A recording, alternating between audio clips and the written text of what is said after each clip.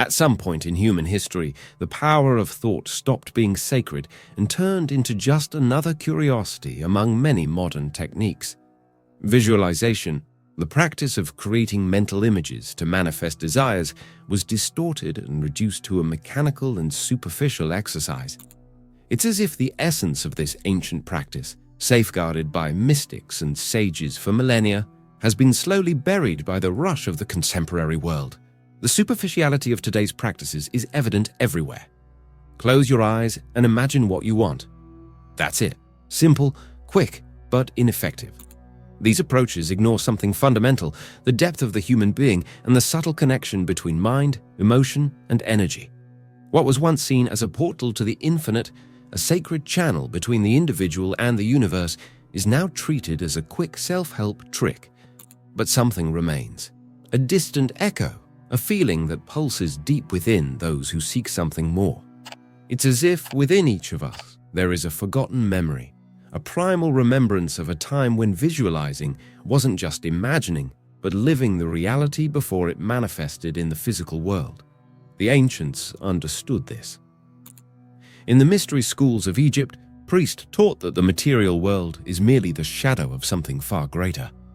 Everything that exists outside was born first within, they said. The yogis of India, on the other hand, practiced dhyana, deep concentration, to shape their minds into a lens of creation capable of focusing the universe's energy on a single point. It was more than imagining. It was feeling, living, becoming what they wished to manifest. From generation to generation, these truths were passed down in whispers, preserved by a few and forgotten by many. At some point, the path was lost. The noise of the modern world drowned out the simplest, most profound teachings, replacing them with shortcuts. The rush for immediate results made us forget the importance of the process, the richness of the internal journey that leads to conscious manifestation. As Rumi, the Sufi poet, once said, "What you seek is seeking you. But first, you must become what you wish to find." These words echo a secret that still pulses in universal truth. What you imagine in your mind, what you carry in your heart, shapes what you experience in the world. At this very moment, as you read these words, ask yourself, are we ready to rediscover what was lost? Do we have the courage to go beyond empty techniques and reconnect with a power that has always been within us? Because visualization is not a modern invention.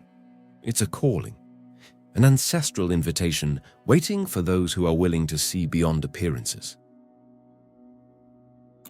The ancestral roots of visualization. Ancient civilizations possessed a wisdom that to many today seems almost magical. They didn't see the mind as just a space for random thoughts, but as a tool for creation, capable of shaping reality. Imagine the mind as a sculptor. The more focused and skilled, the sharper and more real the sculpture it creates. Now, think about this. What if what you imagine is the first step toward making something real? The Egyptians, for instance, had no doubt about this. To them, everything that existed in the physical world was first born in the mental plane. The priests of the mystery schools taught that the universe was mental, just as written in the Kabbalion, the all is mind, the universe is mental. They believed that visualization was like planting seeds in the invisible soil of creation. Their rituals were true visualization practices. Symbols, sounds, and even movements were used to shape mental images, charging them with intention and energy. To them, it wasn't just a simple exercise. It was a way to communicate with the universe. On the other side of the world, the yogis of India explored the same truth, but in a different way. Have you ever tried to focus a beam of light with a magnifying glass?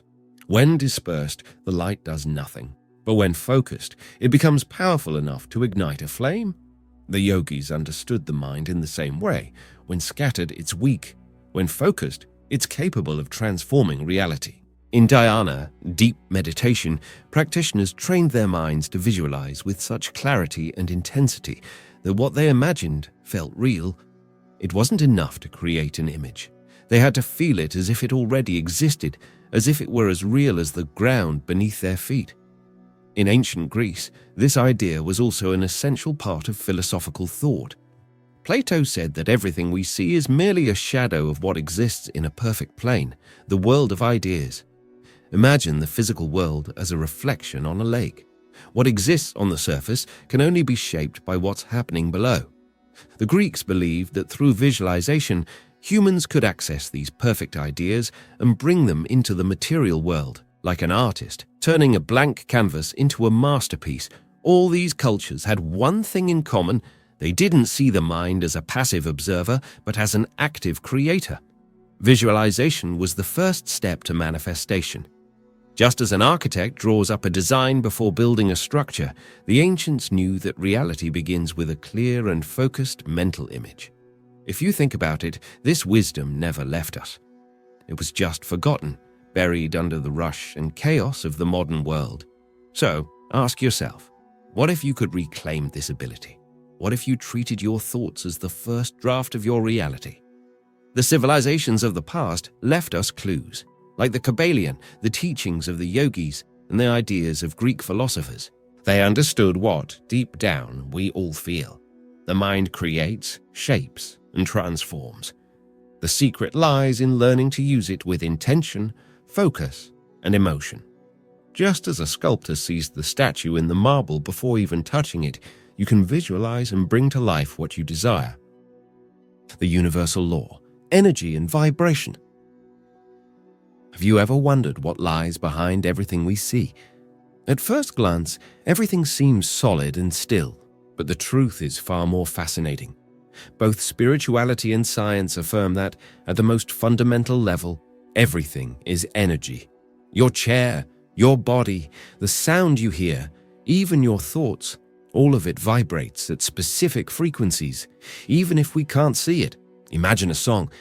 You don't see the notes, but you can feel the vibration through the sound. The universe works exactly like that. A vast sea of invisible vibrations shaping everything that exists. In spirituality, this has always been understood as a universal law. Ancient texts say, "As within, so without," meaning that what we vibrate internally through our thoughts and emotions manifests in the world around us. This isn't magic, it's energy in motion. Every thought carries a frequency, like a radio station broadcasting a signal. Thoughts of joy, gratitude, and love vibrate at higher frequencies, while those of fear, doubt, and anger vibrate lower. What you vibrate most intensely tends to shape your reality. To understand this better, think of a stone dropped into a calm lake.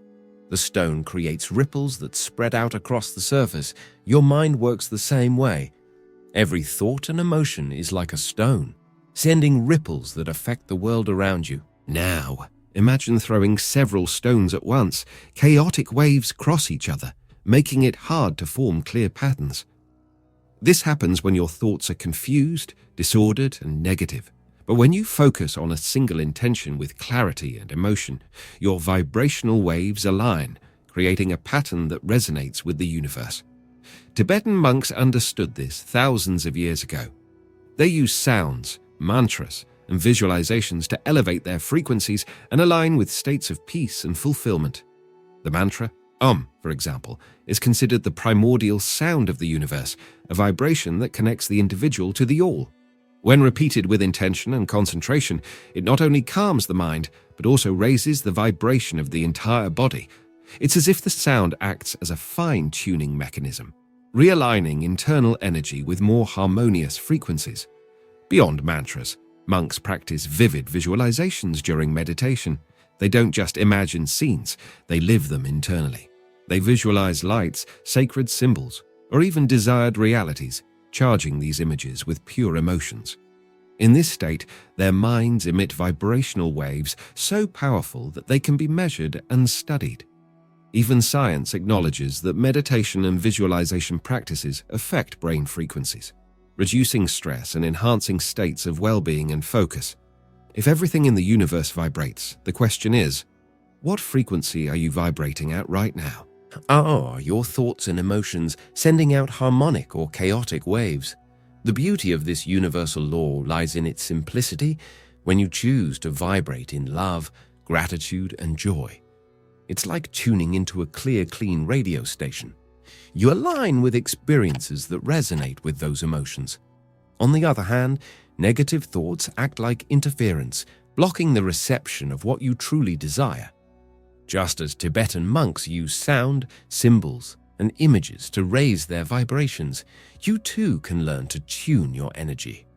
Your mind is a powerful instrument, and what you vibrate within you will inevitably find a response in the world outside. Which is why visualization doesn't work.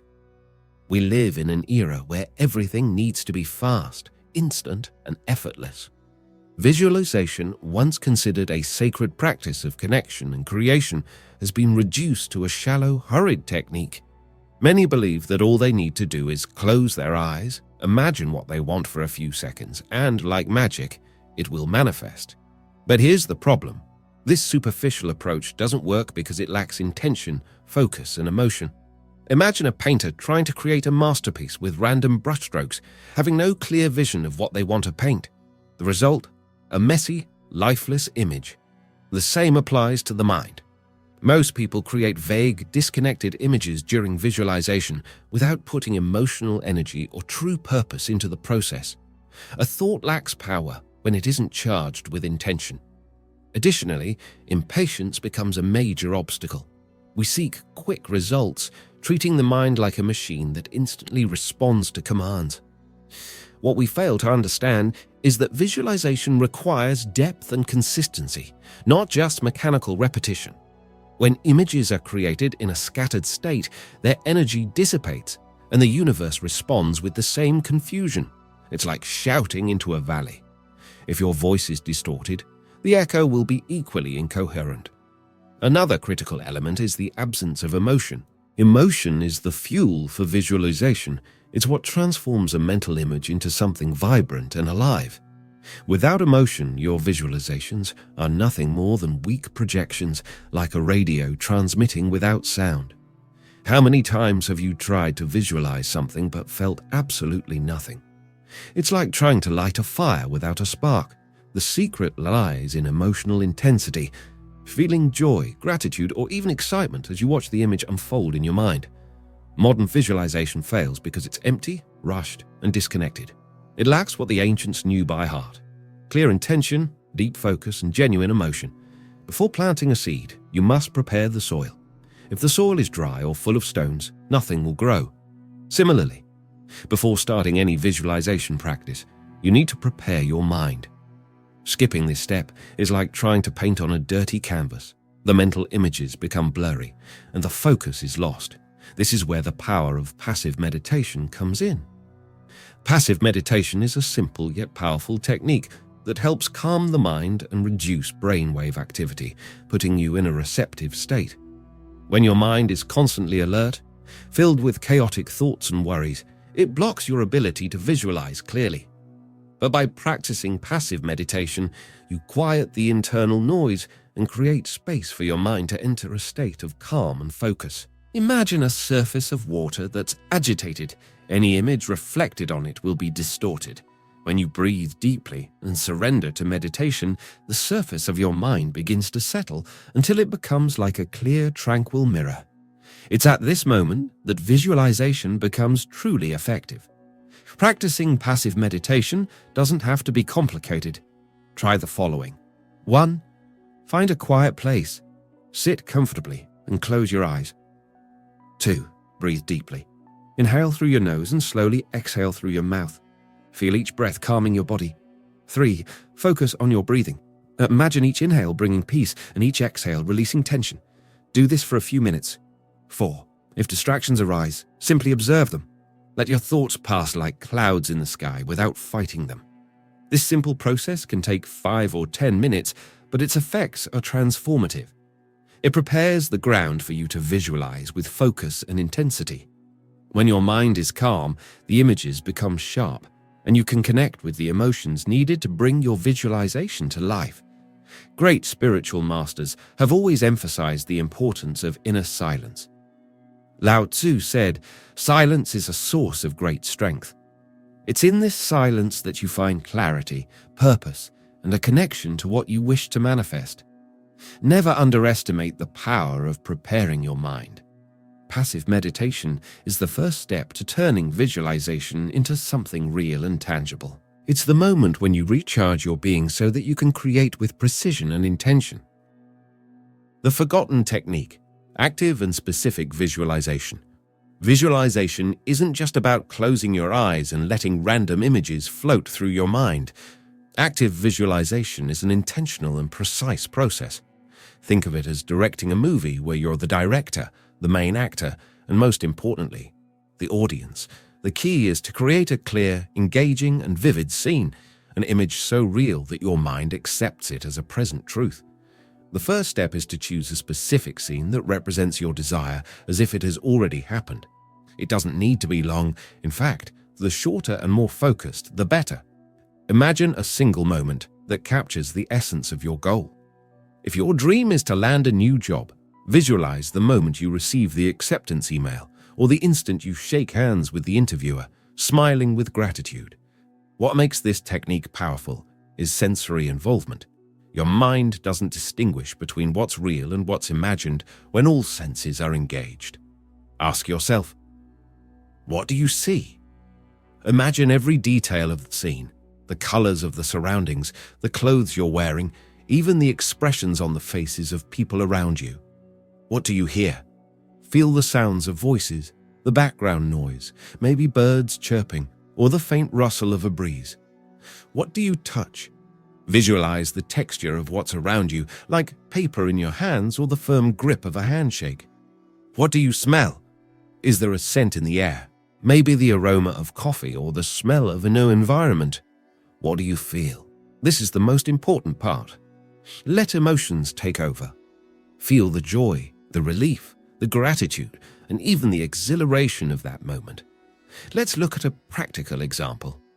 Anna was a woman who had dreamed of opening her own cafe for years. Every attempt seemed to fail because she couldn't maintain a clear focus on what she truly wanted. After learning the technique of active visualization, she started imagining a single moment, her cafe's grand opening. She saw herself behind the counter, serving her first customer, hearing the clinking of cups, smelling the fresh aroma of coffee, and seeing the happy faces of her friends celebrating with her. Each night before bed, Anna relived this scene as if she were truly there. Months later, opportunities arose. A surprising investor provided the funding, and the cafe that once seemed like a distant dream became a reality. Active visualization works because it aligns your mind, emotions, and energy toward a single focus.